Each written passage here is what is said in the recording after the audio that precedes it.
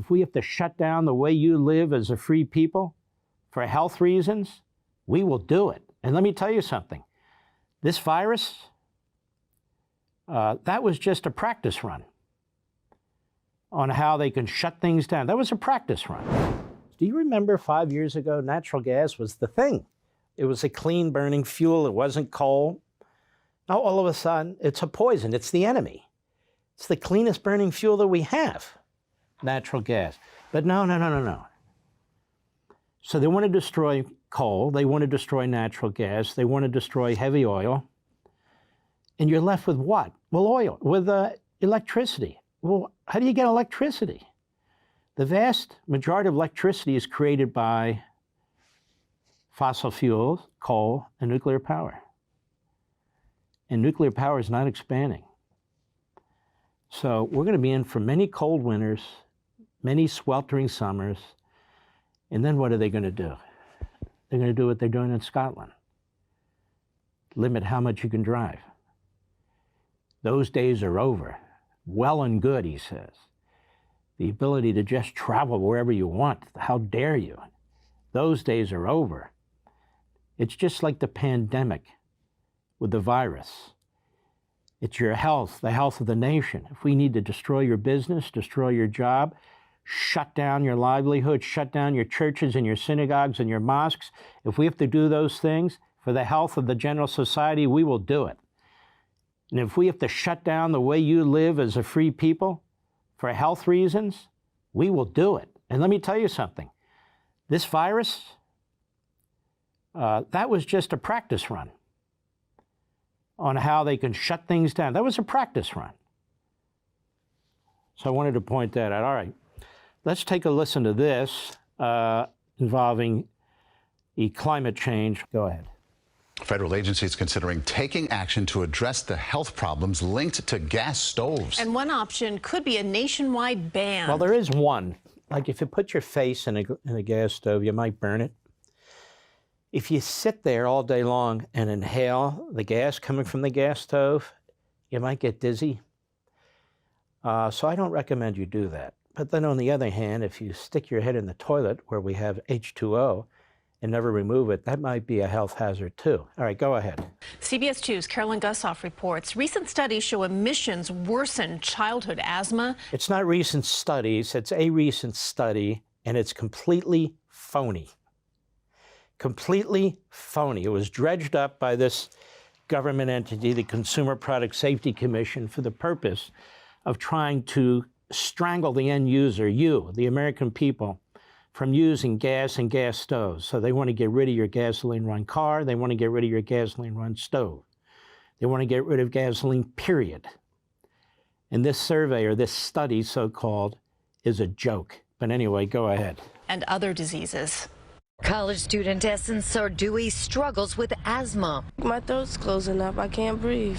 But never connected her asthma attacks to her kitchen. But several studies now identify gas stoves as a hidden hazard, linked to more than 12% of childhood asthma cases and other respiratory, cardiovascular, linked to 12.7%.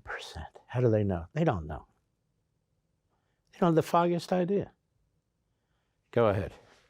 There's just chemicals that come out from the gas, and a lot of the nitrogen dioxide, particularly if there's not good ventilation, then they can build up in the household. As a result, the Consumer Product Safety Commission is mulling action on gas stoves used in more than 1/3 of U.S. homes. You are burning fuel in your home, in your kitchen, which is usually the center of your family. It's all these nonprofit groups and so forth and so on.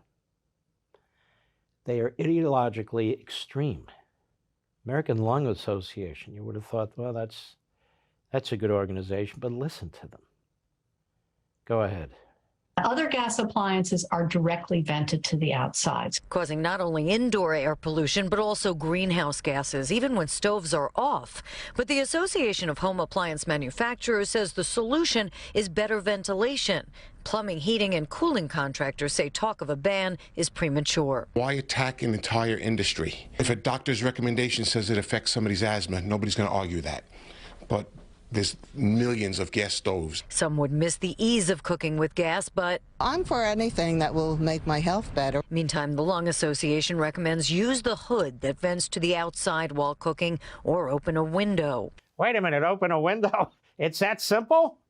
Well, then open your damn window. Product Safety Commission has many options, from an import ban to setting emission standards, and will open the debate up to public comment before any decision is made. There you go. You think this is over? It's not. They're going to ban the stove. Or they're going to regulate it so heavily that it becomes so expensive you won't want to use it. You won't be able to use it. What in the world did we do before the Consumer Product Safety Commission? How did we live? And not only that, did you know the gas stove is racist? Oh yes, like all things American. The gas stove is racist. Go ahead. I want to talk to you about something that sort of lit up, so to speak, some social media this week. The issue of gas stoves. We saw Republicans jumping over this issue. The U.S. Consumer Product Safety Commission did call them a hidden hazard. So we saw people kind of using this as a political football. In fact, 2 congressmen actually introduced a bill prohibiting bans on gas stoves. But you have spoken about legitimate health concerns you have. Talk to us about that. Well, in the 11th Congressional District, which is one of the poorest big cities in the country, Cleveland, Ohio, we have communities that are disproportionately impacted by health disparities, and asthma is one of them. And we can trace scientifically that nearly 13% of children-related asthma is using the same survey that you just heard about before.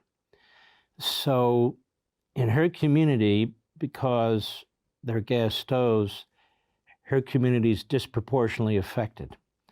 You know, ladies and gentlemen, this is called technology and progress. If there weren't gas stoves in her community, she'd be complaining about that, right? So to racialize these things is just another layer of stupidity. Go ahead.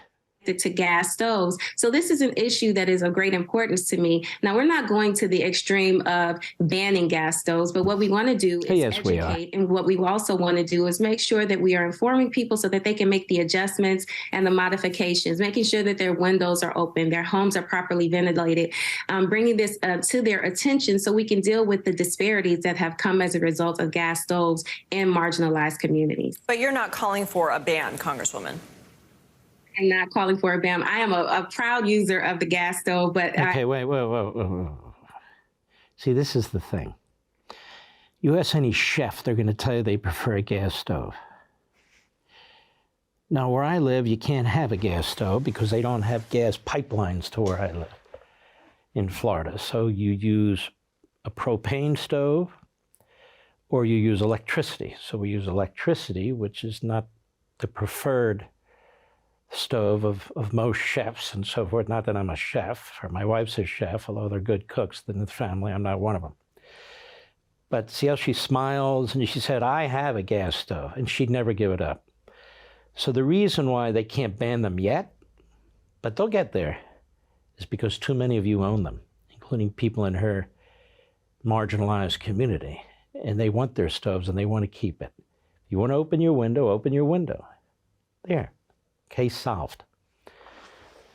But today it's stoves, yesterday it was cars, then it's going to be dryers and washing machines, and next will be clothes washing machines, and after that it's going to be tile floors. It's going to be something, because they can't stop. If you enjoyed this video, hit like and subscribe to our channel so you'll be sure to see similar videos from BlazeTV, with the added bonus of signaling YouTube that your voice and opinion still matters. And if you're looking for more great conservative content, check out one of the 2 videos suggested here.